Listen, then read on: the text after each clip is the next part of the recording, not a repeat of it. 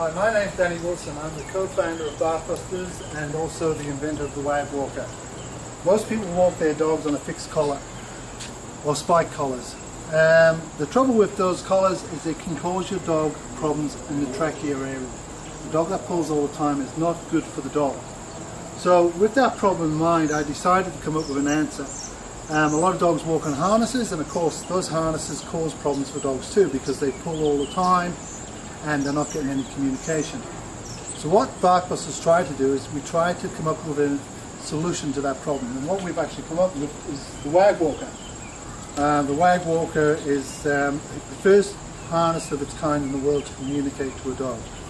Now, to fit the harness, what you will need is one of these.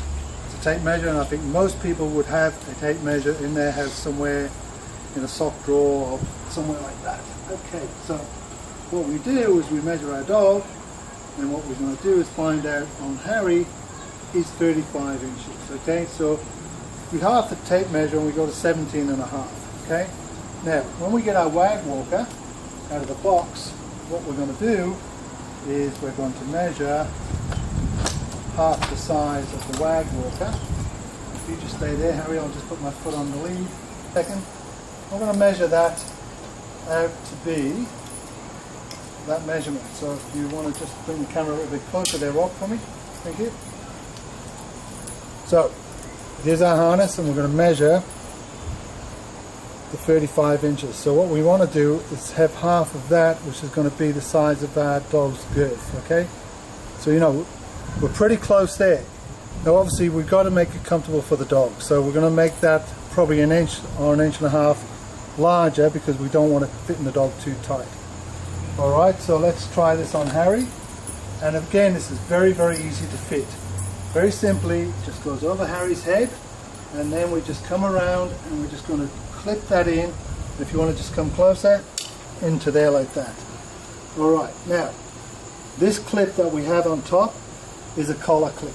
Now this is a clip for just in case, because all harnesses have the potential, not only this harness, if they're not fitted properly, of slipping off the dog. So what this allows you to do is if you haven't fitted the harness properly and your dog does tend to get off, you've still got your dog. So we don't want you losing your dog. Okay, now what we're going to do is take our lead, or leash, as people call it here in America. As you can tell, I'm not from around these parts, so I am Australian with a slightly British accent. And what I'm going to do is I'm going to click the lead, and if the camera comes around to the front, to the furthest point away where I normally walk from Harry. Okay, so I'm going to be walking on this side. I'm going to connect the lead to here, not to here. Because what I want to do is I want to get that nice crisp sound of communication with the dog, okay? So he's going to work to that sound, don't you, Harry? Alright, now, I don't want you joining the two rings together like a martingale. That is not how this thing goes. If you hook that like that, you're not going to get a very good check on the dog. So what I need you to do is just hook it to that one. Make sure you can get the fingers in all the way around. A comfortable fit, but not too tight on the dog. You need to be able to fit 2 fingers around the dog at any point. Alright, now what we're going to do is take our leash off and we're going to connect it to the furthest ring away from us. Okay? So what we're after really here is that nice crisp sound from the chain. As you can see, Harry reacted to that. That is not hurting the dog. What we do is we take the chain and any sound away from the neck. We're now using the same technique that people have been using for years with check chains around the neck, but now we're using it on the dog's chest. Of course, no neck problems, and it's not going to hurt the dog. So I'm just going to walk Harry up and down here for a second just to see how this works. Okay, mate, let's go. Come on. Come on. Come on. Come on, Harry. Good boy. Good boy. Come on. Good boy. Come on, Harry. So if Harry got out of position, it's just be check and release. And as you can see, that's just a slight check. Of course, all depending on the dog, and Harry's not a big puller, you know, would be the volume of the correction. So if the dog is really pulling hard, just check and release. As you can hear that sound, a very crisp sound, and it lets the dog know, come on, baby.